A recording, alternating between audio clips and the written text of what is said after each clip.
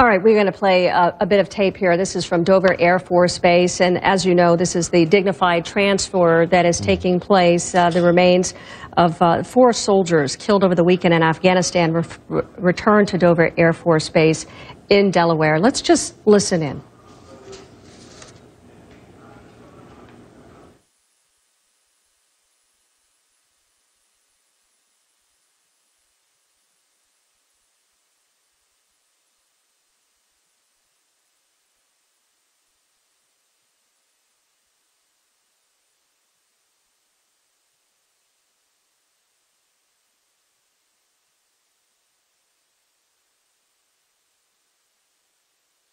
Okay, this is the ceremony. Just as a reminder, this is for Private First Class Cody Patterson, just 24 years old, a ranger too, based out of Fort Benning, killed in Afghanistan. 2 of the 4 soldiers coming back today were actually killed by an IED during combat operations on Sunday.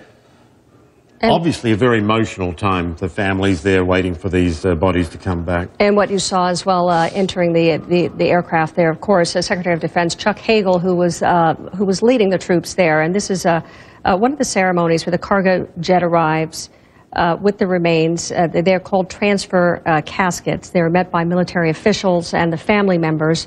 And you have service members who wear white gloves to carry in the coffins covered with the flags to a white van that takes them to the Armed Forces Medical Examiner. I want to bring in our Barbara Starr, who covers the Pentagon, to walk us through what we are watching here, what we're seeing, and what this ceremony, this sacred ceremony, means for the families of those who are slain.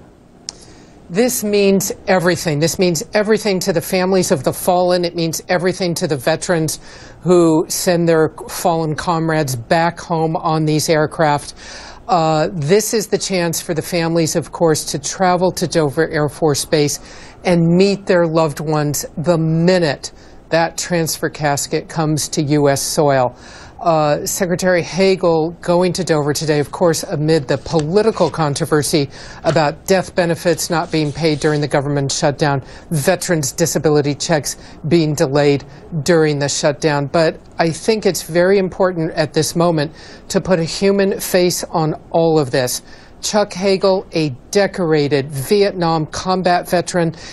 This man still carries shrapnel in his chest. He has buried friends for years and had his own friends in Vietnam not come home. This is a very emotional moment for him, but something he very much wanted to do. He is very understanding of the message he is sending by allowing this to be filmed. What you are not seeing on this camera angle, of course, are the family members of the fallen who are standing as we see those transfer caskets begin to be taken off the plane. We are not allowed, of course, to intrude on their privacy. They stand in a particular spot that our cameras cannot see for their moment of very private grief. We've seen the president travel to Dover. This will be a very solemn moment. You are about to see these transfer caskets. You are about to see the flag-draped caskets come off the plane and honors be rendered to these fallen. And just a reminder too, this is Cody Patterson, Private First Class. It was his second deployment to Afghanistan. Just to put a name to this ceremony, he posthumously awarded the Bronze Star, Purple Heart. Let's listen.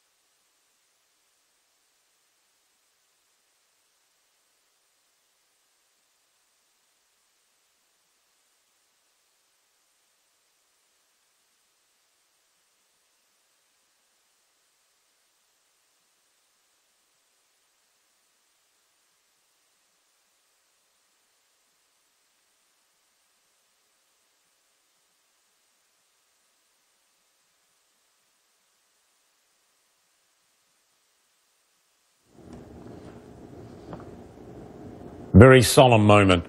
Very, very solemn moment. That's the Private First Class Cody J. Patterson, just 24 years old, second deployment to Afghanistan, killed on Sunday, his body being returned home. A rare moment to actually get a chance to see this, because this is something that the family had agreed to. It's one of 4 soldiers who were killed in Afghanistan over the weekend, but this family felt that it was important that you see that ceremony. I want to bring in Athena Jones, who is covering this, and explain why it is that they felt they wanted the country, the world, to see their son, their loved one, brought home in this way. Hi, Suzanne and Michael. You know, sometimes families allow this to be filmed so that they can share this moment with the country. This is a moment, a solemn ceremony you mentioned, to honor these fallen service members, and so they allowed our cameras to capture that moment, and that's what we're able to see here. It's never a happy time, of course, but these families come out and are able to greet their loved ones as soon as they get back on U.S. soil. Now, you've seen some of these pictures that I believe are still being shown of Defense Secretary Chuck Hagel, who's here, as well as the Secretary of the Army, John McHugh, and General Ray Odierno, who's the Army Chief of Staff. They've all gathered here today for this ceremony. You can see the teams that will be carrying out the flag-draped coffins. The military calls them transfer cases. Those will be transferred to vehicles that will take them to an area to be prepared for burial. This is one of those very sad ceremonies, again, meant to honor these fallen service members. And this comes at a time when these same service members' families are facing this unbearable loss. They're also facing the fact that they're not getting paid the death benefits that the Pentagon makes available to these military families when they lose someone supporting combat operations. Those benefits include $100,000 that goes to the family within 3 days of their family member being killed, as well as money to pay for burial expenses, travel expenses. Now, we know that a group called the Fisher House that serves veterans has stepped in to help pay for some of these families to be here while this is all being sorted out. The fact that this shutdown is keeping these benefits from being paid out. Fisher House says they'll work with the families to be paid back once this is all sorted. But this is, again, one of these rare moments to see family members greet their fallen loved ones. Athena Jones, thanks so much. Actually.